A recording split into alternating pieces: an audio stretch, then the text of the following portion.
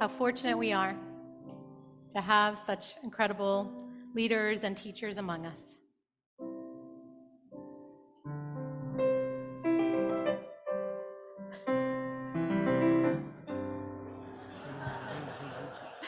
So, you know that song? We're not going to quite sing it. Oh, I was really hoping you would. But maybe in the end. I want to know, have you seen a certain movie yet? I'm guessing maybe you have. It's Adam Sandler's new movie. Have you heard of it? You're so not invited to my bat mitzvah. Well, it's out on Netflix now, if you haven't seen it.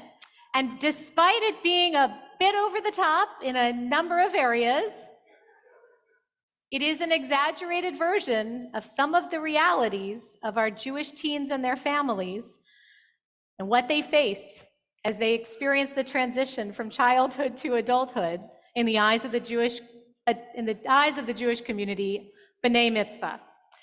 Our family has watched it numerous times already, and Rabbi and Jewish professionals everywhere have a lot to say about it.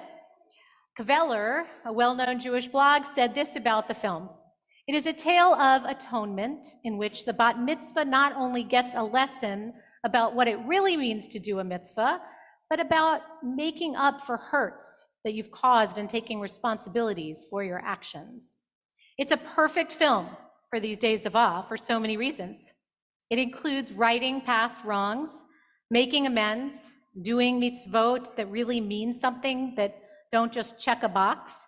And it's about Jewish families living in the world where it's not always easy to be Jewish and keep to our values and our priorities. In the film, You're So Not Invited to My Bat Mitzvah, we see a modern day parallel to the story that we read in the Torah today of Abraham and Sarah casting out Hagar and Ishmael, the ultimate in exclusion.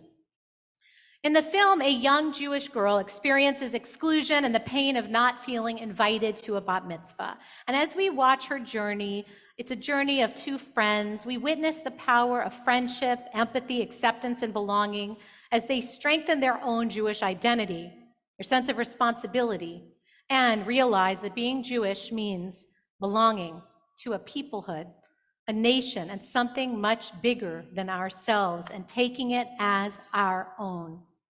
The film's message resonates with us as Jews who have a long history of being strangers in foreign lands, facing exclusion and discrimination.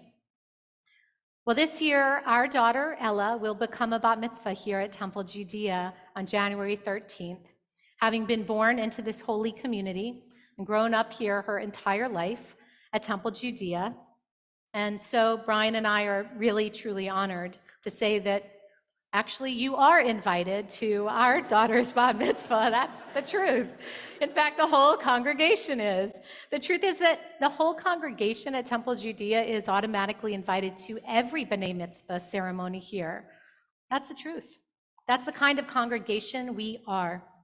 We're the kind of synagogue where we pride ourselves on striving to know everyone's name. And I will pause just to say how it's really my favorite part of the Holy Days every year to walk through the congregation with the Torah alongside our president, Mark, this year, and to see so many familiar faces. And the truth is, we do. We know most everyone's name. And if we don't yet, we will. But we want you to feel at home here. And everyone should feel included and have a sense of belonging. As Margie Barron said earlier, thank you for her beautiful comments, this is how we can live up to our highest ideals and community of Torah. One of those ideals is inclusion, or welcoming the stranger. In Hebrew, we call it hachnasat orchim. In the movie, as in real life, we are often reminded of how terrible it feels to be left out, to be excluded, be it from a party or a big event.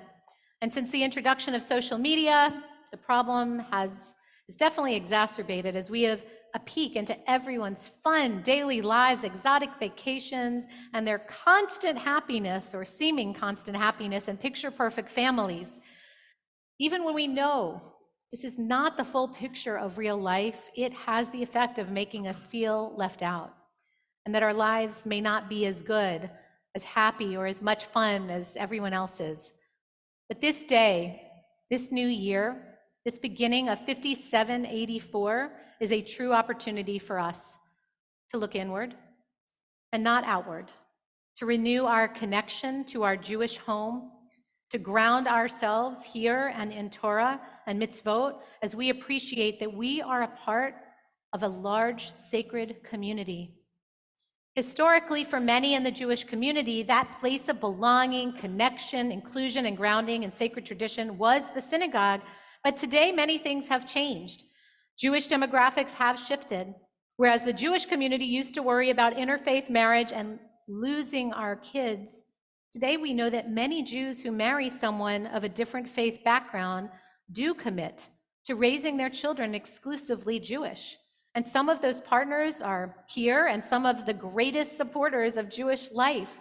We are grateful for all of those who are raising Jewish families, and in particular, those who did not grow up Jewish, whether they decided to officially choose to be Jewish or not.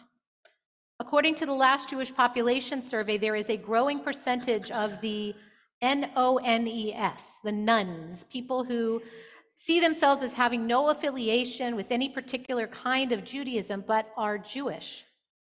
There's a growing number of Latin Jews here, of course, in Miami, and there is a growing number of Jews of color. There are certainly different kinds of Jewish families, intergenerational families, LGBTQ plus families, single parents by choice, Jews with disabilities, Jews of all kinds. And our temple is working toward being a Jewish home for all. And that means being inclusive, being welcoming to all. So when someone new to you walks into our temple, you may think, well, they don't look Jewish. But the reality is today, there really is no one way to look or to be Jewish. There are many. And we at Temple Judea, we have to let go of that concept that there is only one way. We want to embrace the broad spectrum of all Jewish identities and want each of you to feel at home here, where potentially everybody could know your name and you could know theirs. What we realized when Brian and I first came to visit Temple Judea 18 years ago with our two small children at the time, Ella wasn't even born, was that this would be a place our family could call home. And here we are, 18 years later, and it's even more true now than it was then. And this community has grown in so many ways and continues to do so. And we are blessed to be a part of it. One of the things that makes this community unique is that we have the potential to know every single person, and so do you. We do not always get it right. A congregation is made of human beings, and we are all fallible, and we do mess up sometimes. So it is the time of year to ask forgiveness, and we do so. So please forgive for the times any of us have not been our best selves in inclusivity and welcoming. As a community, we are educating ourselves on how to do this better. We strive to make our tagline true. With us, it's personal, and that really means that we want to help you to form your own personal connections to each other, to the Jewish people, to our traditions and heritage, and to the eternal one, as Rabbi Fish spoke beautifully about last night. Shockingly, the Torah portion that was just read and chanted so beautifully gives us the exact opposite of a warm and welcoming example of closeness. In it, Abraham, our patriarch, known for his and his wife Sarah's welcoming hospitality, they actually kick out of their home and put into peril Abraham's son Ishmael and his mother Hagar. The Torah gives a detailed account of oppression and exclusion of Hagar and her son Ishmael in today's parsha. Abraham held a great feast on the day that Isaac was weaned. Sarah saw the son whom Hagar the Egyptian had borne to Abraham playing. She said to Abraham, "Cast out that slave woman and her son, for the son of the slave shall not share in the inheritance with my son Isaac." The matter distressed Abraham greatly, for it concerned a son of his. But God said to Abraham, "Do not be distressed over the boy or your slave. Whatever Sarah tells you, Do as she says, for it is through Isaac that offspring shall be continued for you. Abraham and Sarah in this story rather see Ishmael and Hagar die than welcome them into their home. It is a difficult and painful story of oppression and exclusion instead of inclusion. Perhaps the Torah here is seeking to guide us by letting us know the sins of our ancestors to teach us how not to act. Now, of course, some types of exclusion are much more serious and grave than others. And Hagar's name even tells us something. Her name, Hagar, it has the same Hebrew letters that mean the stranger. She felt like a stranger in her own home, in Abraham's home. Just like Jews were later strangers in someone's house, they were slaves, Hagar is sent away and expects that her son Ishmael will die due to starvation and dehydration. It's only when Hagar opens up her eyes and sees water that she can save her son. Hagar left servitude and entered a desert. We Jews also left servitude in Egypt to enter a desert. The Jews also encountered a water crisis. But just like Hagar and Ishmael survive, so do we. So do the Jewish people. And then we are told over and over throughout our Torah to love the stranger, to welcome the stranger. Do not wrong the stranger. You know what it was like to be a stranger, for you were a stranger in the land of Egypt. It says this more than 36 times in our Torah. We still have newcomers who come into the Jewish community who begin as strangers, but then they become a part of the community. There are all kinds of what we call gerim, the word ger meaning stranger, but it also means one who converts to Judaism. Imagine that a stranger becomes one who is a part.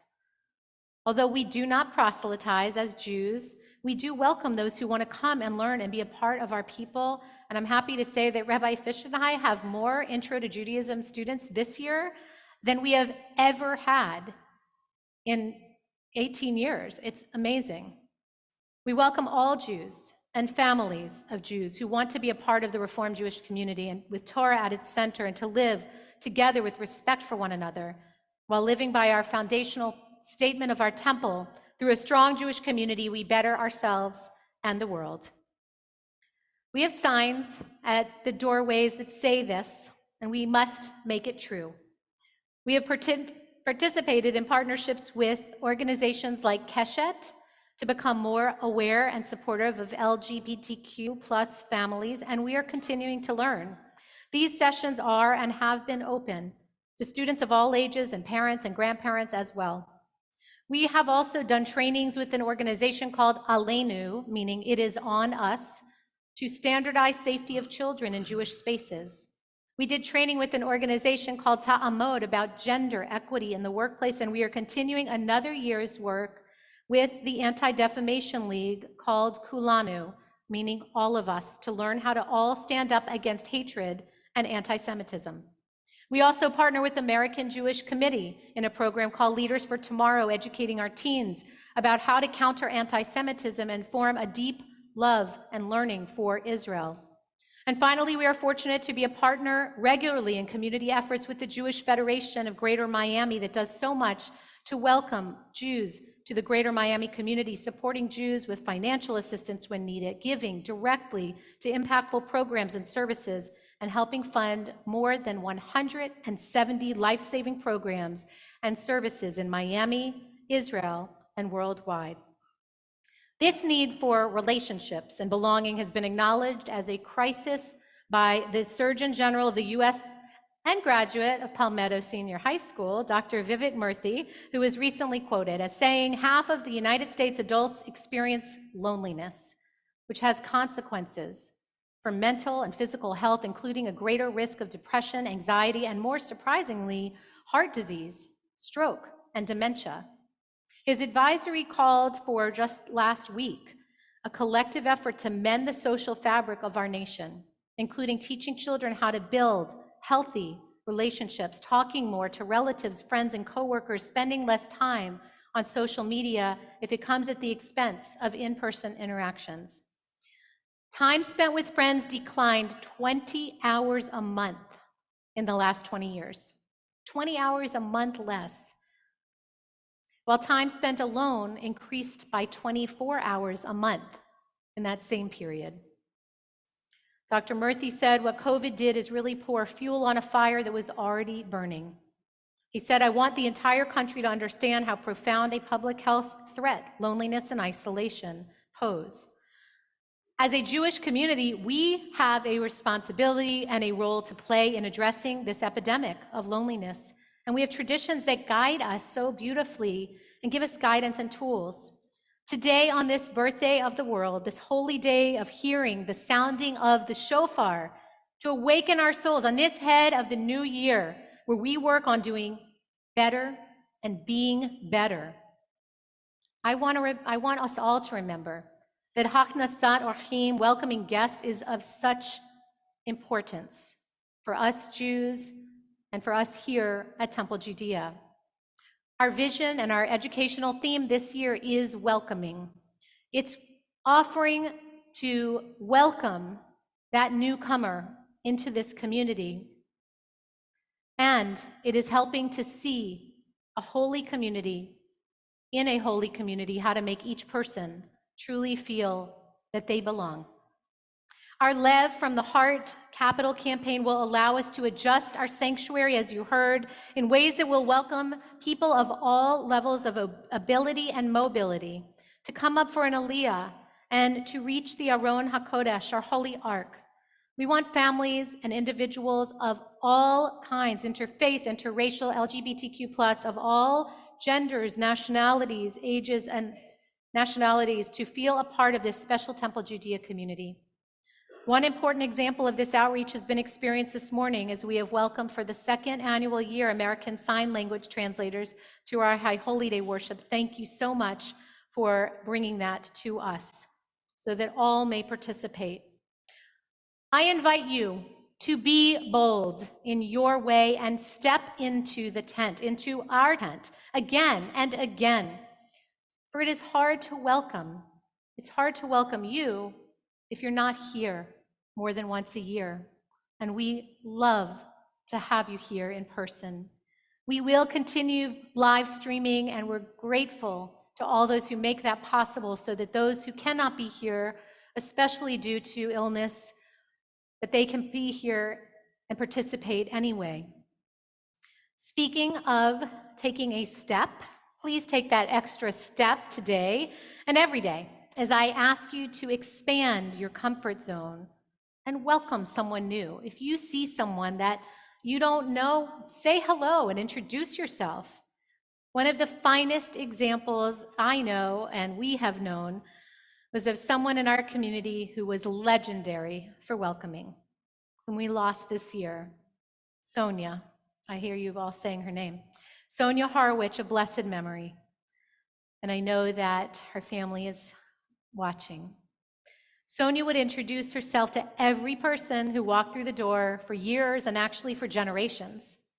In her roles as president of the Women of Temple Judea, the membership committee, spouse of past president Richard Horowitz, she taught everyone at Temple Judea how to say, hello, I'm Sonia. What's your name? Welcome to Temple Judea. And with that line, she helped shape the culture of this community. In this sacred place, you are not a mere number. You belong. And like the bat mitzvah in the movie, you too have a responsibility as an adult in the Jewish community to find your way of doing your part. Whether it is through involvement in our thriving committees like Social Action Network or countless educational opportunities, you can join our wonderful affiliates, WTJ and Mensch Club. You can enjoy musical programs, lectures, dinners. We have so many incredible programs this year and also celebrations this year. Our installation of our new educator, Seth Lewis-Levin, Director of Education, installation of our wonderful cantor, Lisa Siegal, in November, a celebration weekend for both rabbis in April, commemorating our 18 and 10 years here, respectively. We hope you will join us for all of those and more. And when you are here, I ask you to be like Sonia, and please introduce yourself to someone new. Invite someone else along when you come so you and they don't have to come along. And know that when you are here, you are in a place of belonging, a place where you matter, and a place where your presence is noticed and valued. May the year ahead be filled with the holiness of connections, friendship, respect, and a true sense of belonging that will bring meaning, joy, and purpose to our lives in a world that does not always make sense. Our Talmud teaches us about the value of welcoming guests in the Talmud. Welcoming guests is greater than welcoming in the presence of Shekhinah, so come on in. You are all so invited. L'shana tova tikatevu.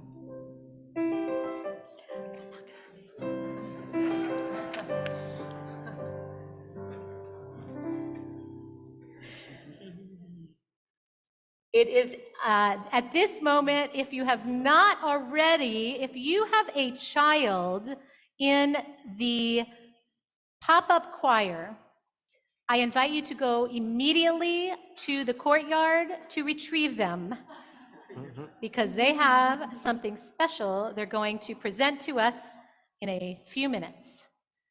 Thank you very much.